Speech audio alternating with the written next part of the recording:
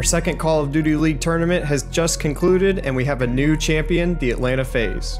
Unfortunately, we didn't get to see the match that everybody wanted between the Chicago Huntsmen and Atlanta FaZe, but there were a lot of incredible plays that happened throughout the weekend, and this week we're going to be breaking down the top 10 plays from CDL Atlanta.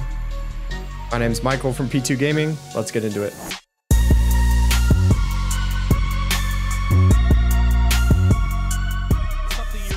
Kicking things off at number 10, we have GodRx that does an incredible job at holding the hill against the Chicago Huntsmen. You don't have the hill setups, the game is difficult, right? Just trying to break some of these hills is so difficult. How do they get in the pool hall without dying 2 to 3 times before they even get there? Finally, a contest may come through, but you have Alex, you have GodRx watching the back. He's ready for Envoy, who we pointed out. He's able to snap onto the second with that hip fire, and now trying to stay alive, and he's doing such a good job. Has to pull the knife out, but does get taken down. Yeah, I think just keeps forming. At number 9, we have Scump, who's already 5-0, getting 4 kills against the Toronto Ultra. You don't see too much A pushes. Oh, Scumpy. He's going to peek. What's behind door number 1? It's going to be Cabby, and it's going to be another one. Can he find the kill? Scumpy backs on up. The hip fire is going to be there. 9 bullets left to work with, and it's going to be enough to get the kill. 5 kills in a row. That's his 7th thus far in the map without dying. Scump is on an absolute tear. However, his teammates are in trouble. 7-0. Arcetes finds the head of Methods. Will be traded out now.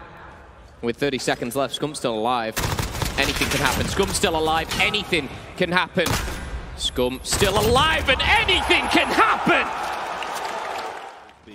At number 8, Simp gets 3 kills to secure the 2v4 against the Minnesota Rocker. That tells Minnesota that the B site is completely clear now and they can plant the bomb with 30 seconds remaining. Yeah, they're just trying to bait out that player up top. Does find one, and that's going to be GodRx. Sniper is out of the equation. This would be a huge clutch. However, Minnesota Rocker, they should close this round out and they go 5-1 if they can do. Major Maniac dancing around the middle, having a bit of party in Piccadilly. With only 18 bullets, trying to close in on one. Assault's going to go down. Big kill from Simp in out, makes it a 2v2. This would be a huge, maybe swing ground here as Simp pushes forward, finds a Simp. Simp finds 1, Simp finds 3! And Simp, the tiny terror himself. At number 7, Envoy holds down the A flag completely by himself against the Minnesota Rocker. The game could get very, very scary, but quickly on to A and B will be Rocker. Able to neutral A, but there's still 2 more players there from Huntsman. The one-on-one goes to Minnesota towards the B site, so they're at least able to lock that down. Huntsman should regain control of A. They still got C's. It's madness all across the map. As Assault tries to go off the top rope, looks to take the one-on-one, but Envoy, he's got the headshot, he's got the snapper. It's Assault and Alex both get put in the dirt. Envoy makes the play at the home flag. Yeah, and when it does get a little bit scary for them, it's Envoy who goes big. 11-5 starties. Can he find 2 more? He can. Just finessing around the tire shot. 5, 6, 7 in a row for Envoy. We've seen him do it all year long, but a reminder what an unreal talent he is in this title. 14-5. At number 6, we have Major Maniac, who had a pretty slow weekend, go on a 10 spree against the Minnesota Rocker. However, A and C in the hands of FaZe. FaZe are taking over B! Major Maniac getting into the action as well. A triple cap is on, and with 2 minutes, there's plenty of points to play for. It does look like C will be changing hands very, very fast, but what a way to answer back. FaZe, they're going to take the lead very shortly. Take the lead shortly, but now they have to identify where the push is coming from Minnesota. Again, they know they're coming out of C. Is it going to be from green where Priest is? Or is it going to be here where Major Maniac is? He wins the 2. That's his 3rd kill in a row. What a way to hold it.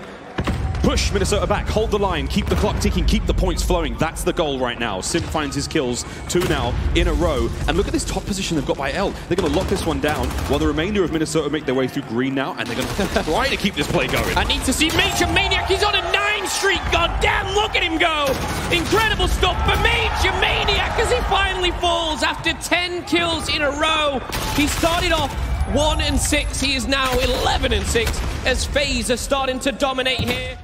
At number 5, Arcides holds the hill to get Chicago back into the hard point against the Toronto Ultra. Positions on the hard point. Here comes the flood. It's going to be 2 for Arcides. It's the 3rd there from Scumpy. And this is a good look for the Huntsman. Back in on the point. Back in the time. 30 seconds left on this first hard point. They're able to make a little bit more out of this one. They're going to keep on charging straight into Arcides. He's going to keep getting these kills all day long. That's a good bit of work. They all have spawns as well. This is a great look for the Huntsman. Yeah, the Huntsmen have controlled both P1 and P2 here, and they will rotate over, and that is for the 2nd time as well. This is where they've got all their time.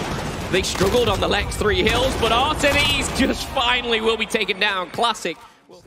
At number 4, the Tiny Terrors show Florida Mutineers how to play domination. Well, they're going to have to try and push towards B, but Prestini, he's been a playmaker so often for Florida today and throughout this weekend. He doesn't want to reveal his position. Great trigger discipline, but he has to win the fight. Abeezy's going to scramble away. Now he springs into life, and Sip shuts him down. Abeezy finds a double. FaZe are on B in a 1-point game. Going into the final 47 seconds, Florida cannot allow FaZe to keep the B hill. It could be another crazy game, and Sip finds 2. Prestini does finally trade. At number 3, Frosty clutches an insane 1v2 through the smoke against the Chicago Huntsmen. Arcides will drop, can't get the re-snap onto Gunless. All on Frosty, last alive to make the play in a 1 versus 2. There's only 20 seconds on the clock. He can still make this play. It's doable. He's going to have to get 1 kill. Oh, the smoke. Yeah, nice smoke to hang on to. Gunless going for the defuse. Formal watching over him, but the kill! The kill comes in. He plays the time, and Frosty is clutched it for Florida. I thought the smoke was just enough to force him out of the spot where he had cover.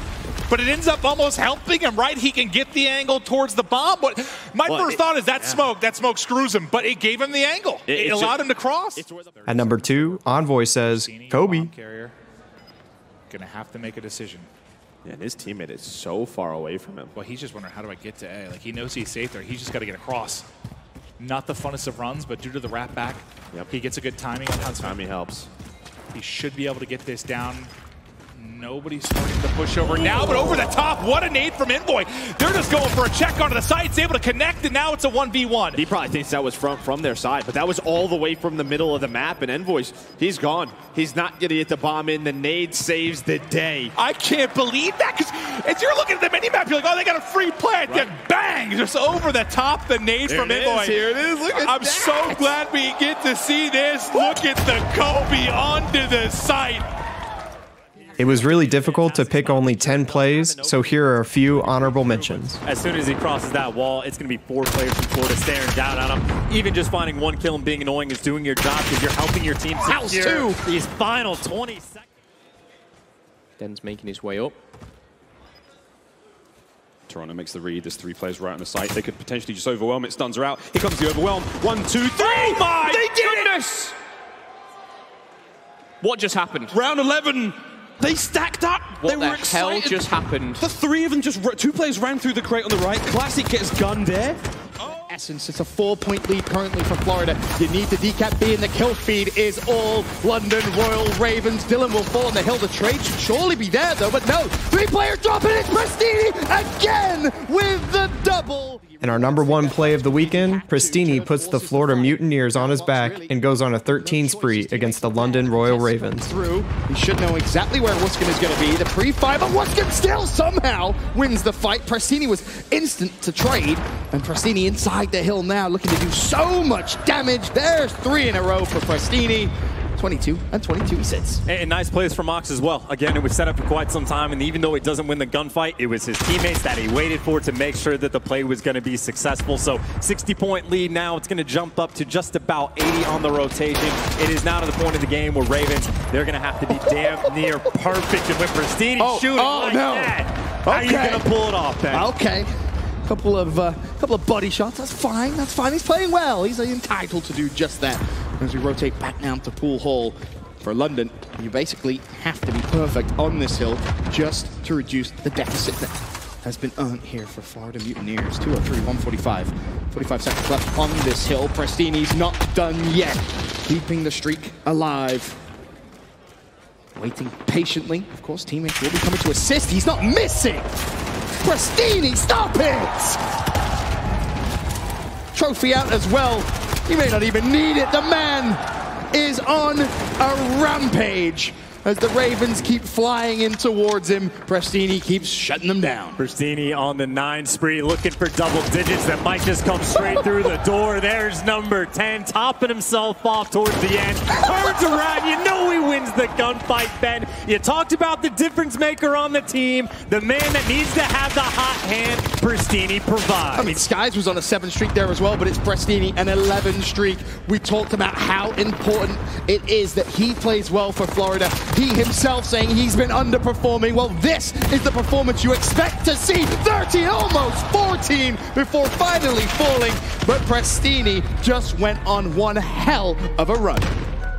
Those are our top 10 plays of the week. If you agree with our list, let us know down in the comments below. Be sure to check out our podcast for a further in-depth analysis of each of the matches from this past weekend, and subscribe to our YouTube channel for more Call of Duty content. I'm Michael from P2 Gaming. We'll see you next time.